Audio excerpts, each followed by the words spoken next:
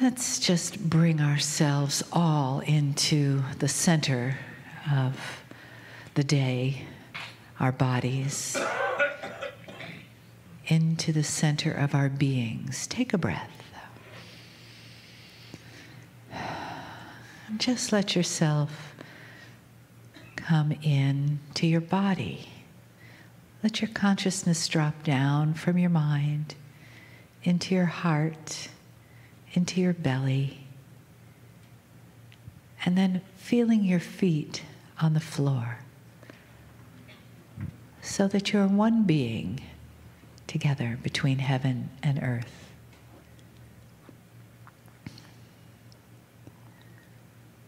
Just settling into that place of receptivity and gratitude for the beautiful day that we've shared together. The depth of family and feeling that's created in these events is very special and a very lovely blessing for all of us. And know that the energy that we create here and we create with the entourage of Kryon goes with us out the door and is always available with us. And that the healing energy that comes through during the channels is equally as resonant in healing for you as the words. This is something that Kryon has promised me. And so I give that to you as another gift from Kryon that we have at this time and in this love, the ability to receive healing from the messages and from the soul of those that are beyond the human form.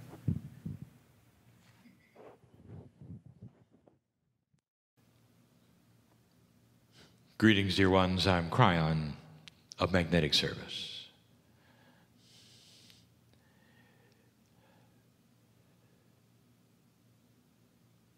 There's so much to say that I can't say. The reason that I cannot say that is that there are no words.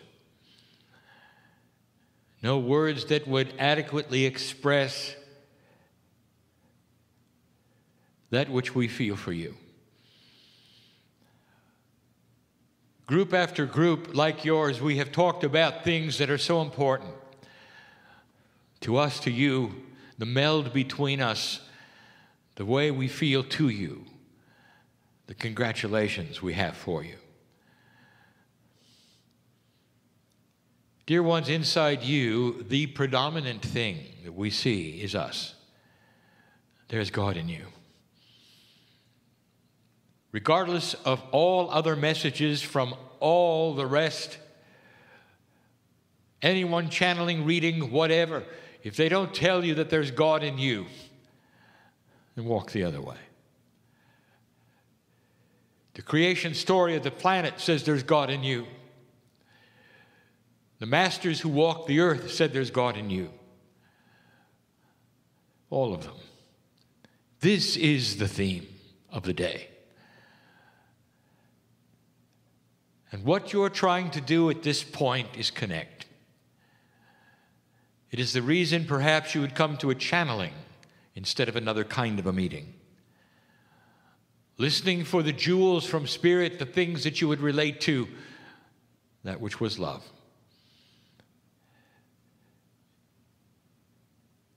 My partner steps aside during these times, and we've used the words that he takes his filters away. I want to talk about that tonight. Because, dear ones, if there's anything that keeps you and I from joining as one and seeing the light of Spirit in your heart, it's your filters. I want to talk about what they are, why they are what they are, and also then how my partner has been able to reduce them. And we only do this for one reason: there's an overwhelming desire for you to connect from our side. What do you think about God? What have you been told?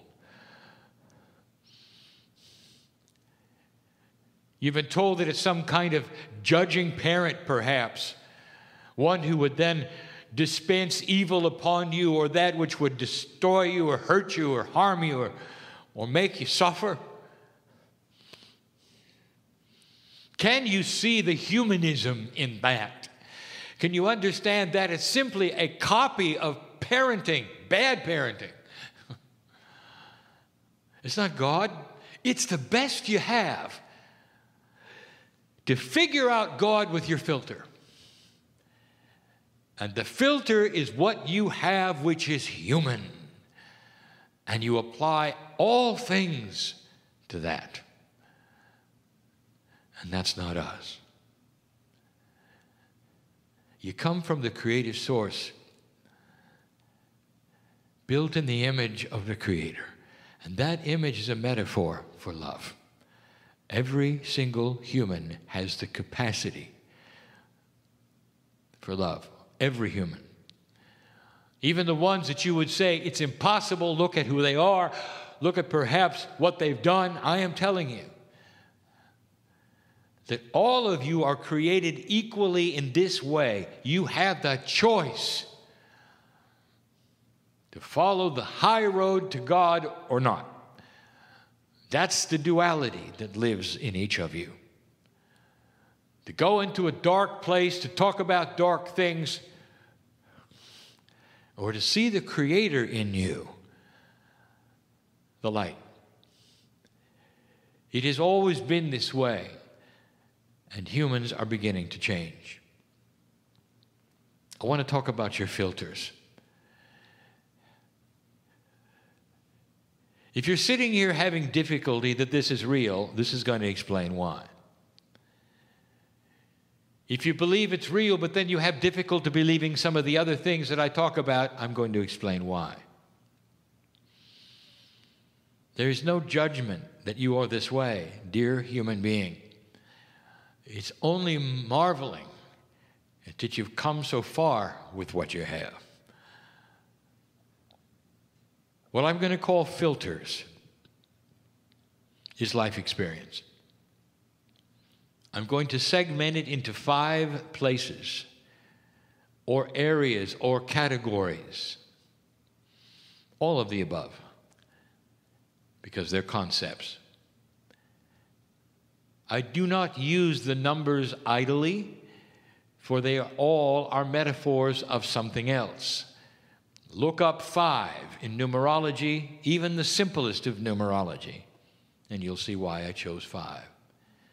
There are reasons behind the reasons. And as we talk to you, I want you to know and to understand this comes from the central source, the source of love, with a hand extending to you right now, saying, we love you so much that we can discuss and talk about that which we understand about you so much. The first filter is what we're going to call growing up. It's your social filter. As you grew up in your society, you learned about all of it. In the process of being a human and growing up from small to large, you got lessons along the way of what to believe, what not to believe, how to survive, how others didn't survive, what to watch out for, what to be careful of. You learned what makes you happy and sad. You developed that which you call your social personality. You learned about other human beings. Depending upon where you were born, and what your parents did, you came and became one who was trusting or not trusting, one who questions everything or questions nothing. All of this is a filter. Now let us describe what we call the definition of filter.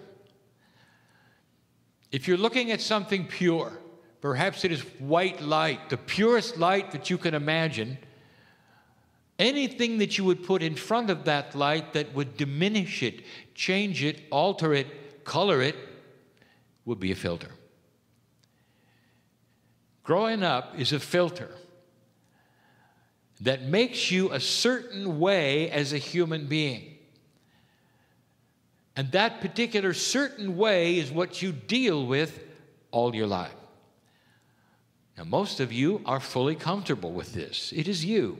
It is your human nature. It's also in 3D. Growing up, for you, for now, on this planet, is completely and totally three-dimensional and in survival mode. And here you sit, listening to a multi-dimensional message filled with light. How are you doing with your filter? Because this filter that you grew up with would not necessarily tell you that this was accurate, believable, or even real. Some of you have had to deal with it, alter it, change it, but you're still you. This is one of the biggest filters that a human being has, the most understandable filter that a human being has.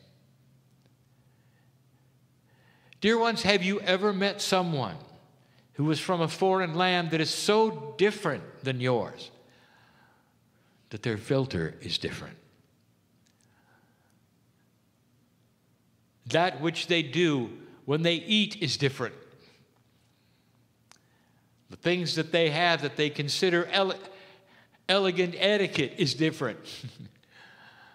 You might do things that would offend them, they would be shocked at, and it's your normal.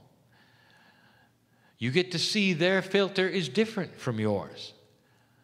So you can see every single filter that you would have, which we would call social or growing up, is unique. Now there's something that ties all this together, and we're going to discuss it in a moment. That's one of 5. It taints what you see, what you believe, and what others tell you to believe. It is strong.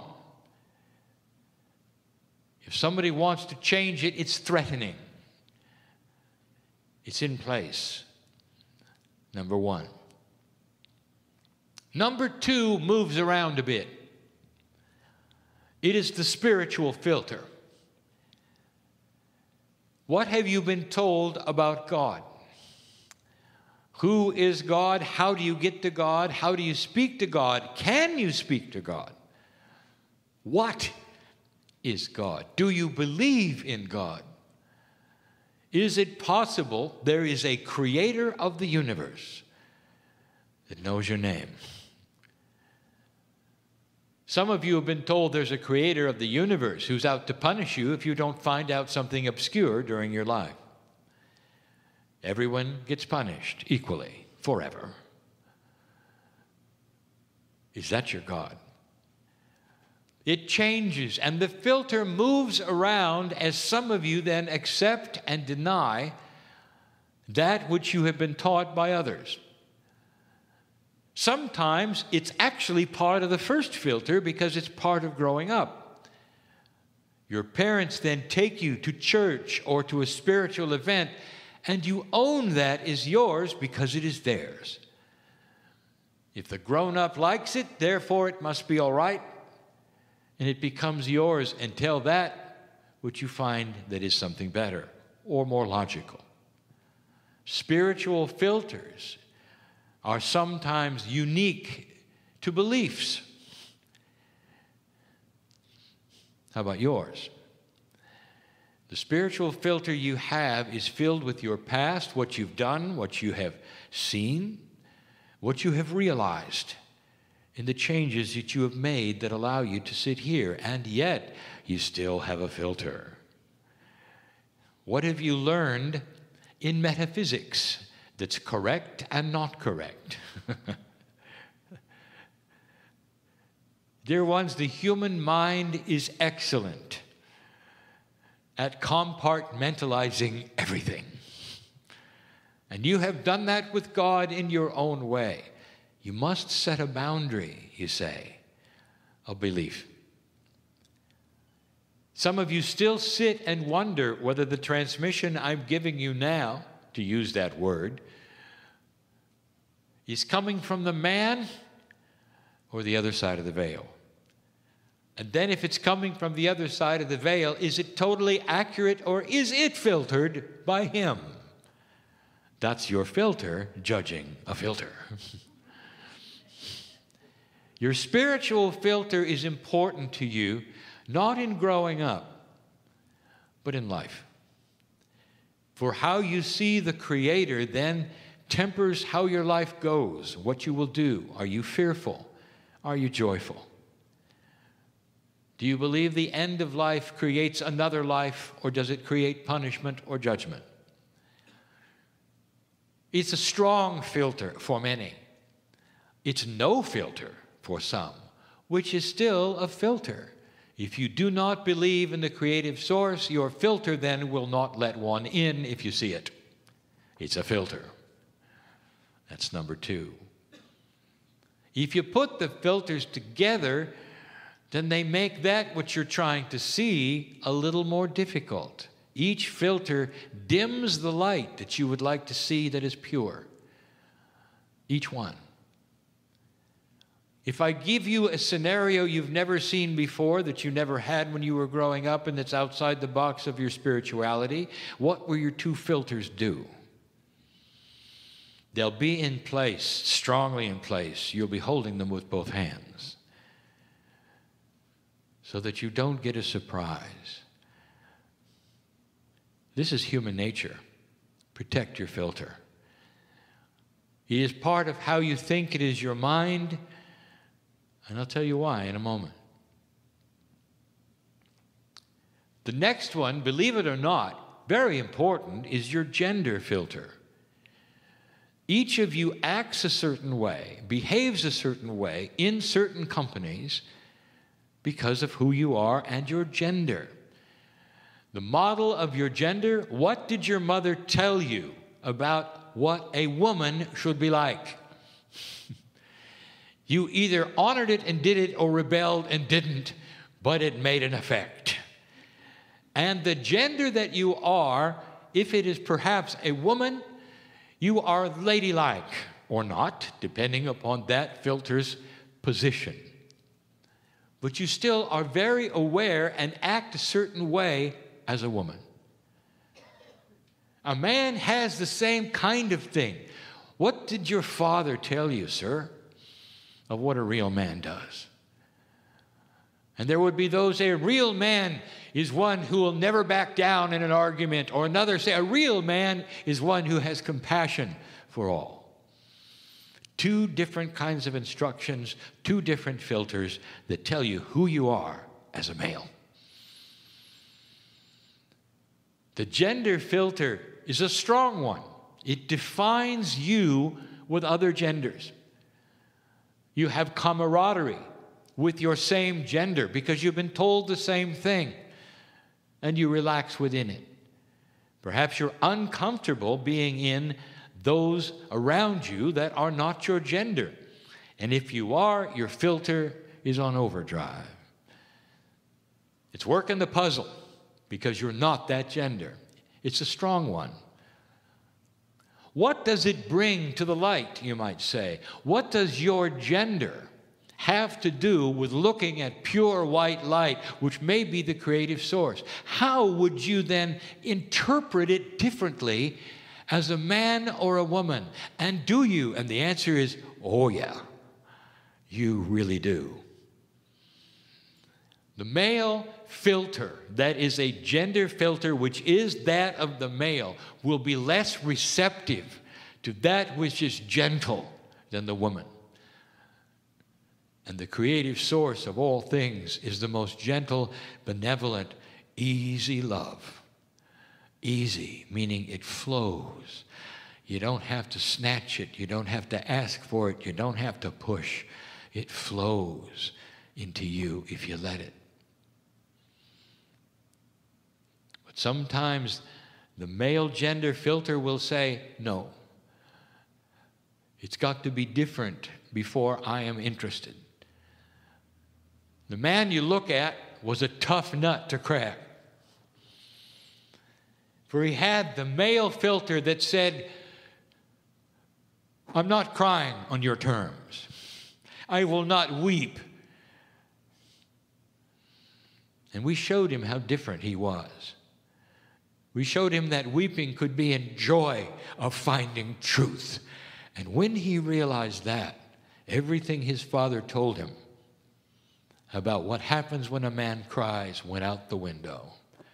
And he realigned his filter. But the gender filter was one of the most difficult with him. Women, you have your own issues when it comes to gender filters. And one of them, believe it or not, is that God is always or seems to be a male. That is a filter that you must get around. How do you feel when you go into an organized religion structure where they are all males and you confess your deepest thoughts to a male called Father? That's a filter. How you feel about it is a filter. Would you say the same things to a woman? Better still, what if there was no intermediate at all? And you're simply talking to Spirit directly. The filter then is applied when you talk to a human about God, but not when you talk to God about God. That's a filter. That was number 3. It's hard to know which ones are the most profound, depending upon who you are, how you were then raised, and what we will call propensity is for life. Here is one that you may or may not have, but all of you have one specific, but some strong and some weak, and that is called the logic filter. It must make sense for even those of you who would not consider yourself scientific or logical. It still must make sense for you to participate. There is logic in all decisions based on survival. There are logic in some decisions based upon the other filters. The logic filter sits on top of them all, weighs the ones beneath, and makes a decision of real or not real based upon the logic of the day. Your logic filter is limited. You can only judge logic by what logic you have seen to be logical. If you have never seen something, you cannot then judge whether it is logical or not, for there's been no experience to put into the pile of computation. But it's still a filter. It may be a struggling filter of logic, but it's still there. The logic filter wants to weigh common sense to what you are presented in front of you. If someone tries to sell you something, for instance, the Brooklyn Bridge, your logic filter will laugh in their face, for you know better. They don't own it. Anyway, you couldn't afford it. That's your logic filter. You dismiss it easily, and they move on their way. The man sits in the chair and channels. What does your logic filter do? Many, it will be cast out completely automatically as though I offered you the Brooklyn Bridge. It's not possible. It's not in the realm of doability. It's a big one. Based upon your survival instincts, what do you do with your logic filter when I channel? It sits on top of all of them. It's number 4. How dark is that light getting? that it's the end of the filters now that there are four stacked together and they modify one another. And I'm not even done. Number 5, not all of you have, but many of you do, and the professionals all do, because it's called the professional filter. What have you learned? What have you learned about the reality of physics, science, chemistry, mathematics, history, anthropology, biology? Are you a doctor, for instance, that is medical? Are you one who is steeped in legalities and knows how the world works and the rules thereof? What is your profession that would become a filter that would get in the way of seeing the light of the Creator? Because everything you've learned has to be put aside for this to be real. The professional filter works very, very well with the first one, called growing up. And the reason for that is you do not want to be a fool. The fool does not survive. The fool gets chased down by those around him and cast out. You don't want to be a fool. And the first filter of growing up and social behavior comes into play in the last filter of professionalism. For if you've learned things a certain way, and you even think for a moment you might believe that all this is real, you flash back to what people will think of you in that filter which is growing up. It's there. It's complex.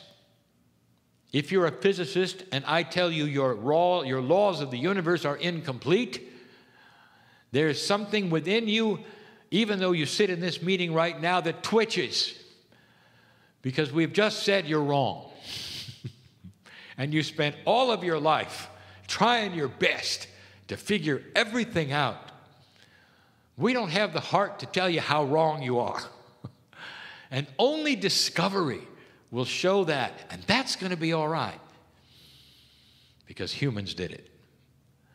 You can have a discovery that's going to put everything you learned on the table and start over, and you'll celebrate it, especially if you're part of the discovery team. That's a filter you can rewrite yourself automatically. But when it comes to me rewriting it, that's different. That's a filter. Now you've got 5. Imagine looking at the bright light of the creative source. With physics you don't know anything about, and spirituality you cannot comprehend. With a depth and integrity and finesse that you cannot even conceive of love for your soul. Put all 5 filters in front of it, and you even wonder if there's a light at all. Am I getting through to you? The difficulty that the human being has if they do nothing. And now I'll tell you why they're important. Every single filter that you have, from growing up to being a professional and learning science or whatever it is, has been brought to you by a human being that you trust. Sometimes it's a parent, a mother, a sister, who teach you the way of life. They're your mentor, your mold, your model, and you love them. And if along the way there is someone who tells you it's different than they said it was, it is an insult to the one you loved and probably don't have around anymore. Do you understand the emotion of change? Your filter is cemented in place by love and admiration of those around you who taught you and gave it to you the best they could. What an oxymoron this is, that the filter cemented by the love of those around you who gave you what you have has to be put aside for the love of God. If you only knew that they were all tied together, that there was a confluence, a system of taking the filters out of the way just so that you could see the light so perfectly, and yet all of them work together. Would you do it? Some of you are doing it. May the listener understand this as it is given to you. My partner had severe filters. As an engineer, he had learned things a certain way. Professionally, growing up, a big filter of spirituality, growing up in an organized religion. The walls had to be removed, and yet he was taught that by a loving source. He thought it was right. What do you do with a filter like that? How can you then take it aside, even for a moment? What do you do there? I want to tell you what he discovered. And I want you to listen. And some of you will understand it and get it, and some of you won't. It doesn't matter what you were taught, dear one. It really doesn't. The people who taught it to you, whether it was your parents or your friends or your teachers, your loved ones, many of them are gone now. And I want you to know what they're doing. They're right here in this room looking at you, telling you there's more than they knew. There's more than they ever could know. And they did their best. But listen, because they want to give you new filters. The truth as it is from the other side of the veil, from those who have passed, perhaps, and gave you what you got.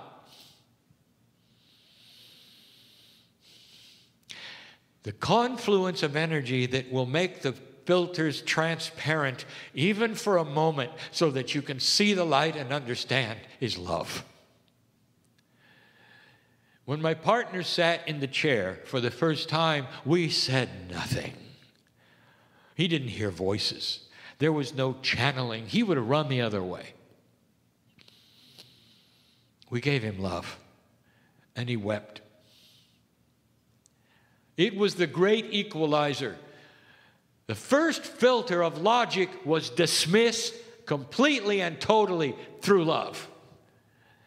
Everything he thought was not possible, by sitting in the chair and assuming that he could then connect to the other side of the veil, was against everything he was taught in his religious box. And it faded away in an instant when our arms went around him and he cried. And it felt good, even though he was surprised, shocked, even angered by something, because he was out of control. He's got another filter called control. That's his, not yours. And he did it again. He sat in the chair again and again and again. He sits in it now, and the same love he felt there, he feels now. He's not with you right now. He's somewhere else, listening. He's in a place that we have described before that is so beautiful. He's tethered, so he cannot go to the light. That'll give you an idea where he is. That's what we showed him when he sat in the chair, who he is, the light of God that's inside him. And all of a sudden, the filters started to be transparent. It didn't matter what he was taught. He saw a big picture. Human beings need to have a time frame where they can heal the filters, make them transparent, rearrange them and rewrite them by constant repetition, perhaps, like he did in the chair. It's tough to take a filter called growing up and change it instantly, to rewrite everything you've ever known. It doesn't happen that way. It happens gradually. Each one of you in the room and listening to this has their own filter set that will then be rewritten gradually if you choose. The filters are interactive. One affects the other. And as soon as you are able then to rewrite one, for instance, the logic one, the spiritual one, the others, you start to understand better. Well, this can change if this changes. Well, maybe this wasn't exactly right. I want to tell you about the big filter, the one we have for you, the love filter. It starts to give you an impression of compassion. And you start to understand that those who taught you what they know gave you the best they could. And if you know something more than they did, it doesn't make them wrong. In fact, they're celebrating the fact that you figured it out more than they did. Whether it's a teacher in school that gave you science, which has now been usurped by greater science, or whether it's a pastor in a church who introduced the love of God to you. Whether it was your mother or your father that told you the way things were, and you learned differently. The overall filter of love gives you compassion for them. You don't feel you're insulting them to move ahead. It's called wisdom. The filters will clear slowly by themselves. Sometimes they'll clear more than other times. When you meditate or when you're here, perhaps in a group where others are working with you, and I am here in this state, the filter will open up and you will have an aha that you might not get at home for a while. The more you work with these, the more you apply the common sense of God to them all, the more you ask for clarity and discernment, the clearer they become. And then when they are clear, you still have your personality, but it's not the one when you were growing up. It's the one you chose now in wisdom. The gender that you are, male or female, is not what you were told it should be, but it then takes on its own life, the life you chose, what a woman does or is like, or a man is like, who is in love with themselves. Not what your parents told you or what Emily Post told you, but what you told you by connecting to the source of love. You're creating a filter that is new on the planet. The compassionate human, the new human. That's who you are. The spiritual filter is one you are opening and realizing and creating all by yourself, not from what you were told. You're going to throw away everything that anyone ever told you and create your own by current spiritual feelings and events, by a new energy on the planet that was never there when you started. Professional, no matter what you've learned, your wisdom says you don't know what you don't know. There are better ways of doing the things that you have learned in all sciences, even legal. Better ways than you know that are coming, that are going to make more sense to you personally, the country, the earth. Systems are coming. You'll slap your head someday and say, why didn't we do this earlier? What were we thinking? Because you don't know what you don't know. The filter of intelligence is starting to move, along with wisdom. All things that will embrace the light and not dim it. Dear ones, we've used metaphors tonight, too many of them. We've given you things to think about. I'm asking you where you are in the filter scenario. What is it that you won't let go of and why? Why are you hanging on to certain things when perhaps those who gave you those certain things are even here in an esoteric way looking at you and saying, listen, it's okay. The love of God is here. It's all that matters right now. It's your connection to Spirit. For it's going to give you the discernment you want. It's going to give you longer life, a peaceful life, a self-balancing countenance. Puzzles will be solved. I am Kryon, in love with humanity. And now you know why. Magnificent in all things. And so it is.